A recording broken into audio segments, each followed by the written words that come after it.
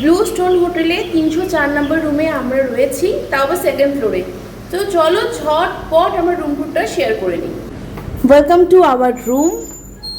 রুমে ঢুকে তোমরা দেখতে পাবে এখানে আমার লাগেজ রাখা আছে। এটা হচ্ছে ওয়াশরুম। ওয়াশরুম দিয়ে শুরু করছি। একটা স্ট্যান্ডার্ড ওয়াশরুমে যা যা অ্যামিনিটিস থাকার দরকার তা সবই রয়েছে। নেক্সট তোমরা দেখতে পাবে এখানে মোটামুটি একটা ফুল সাইজে মিরর রয়েছে। হাই, কেমন আছে তোমরা সবাই? এখানে আমাদের গোপ্রো, জলের বোতল, ডাস্টবিন, একটা সুন্দর TV cabinet with TV obvious. এখানে আমাদের ব্যাগ রাখা আছে। এসি রয়েছে, এসির নিচে সুন্দর একটা উইন্ডো আছে, ভিউ দেখাচ্ছি। টি টেবিল, দুটো চেয়ার, একটা কিং সাইজ বেড, দুটো বালিশ, দুদিকে দুটো bedside table without drawer. Telecom রয়েছে খাবার টাবার অর্ডার দেওয়ার জন্য।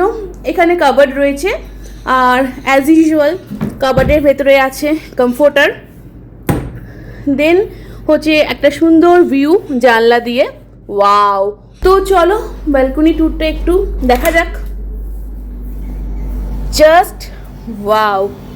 গরম প্রচুর, বাট ভোরবেলা বা সন্ধেবেলায় এখানে সময় কাটাতে বেশ ভালো লাগবে। আর আমার কথার সাথে সাথে ওই যে গাছে ফিঙে পাখিকে দেখতে পাচ্ছ, সুন্দর জায়গা, দারুণ।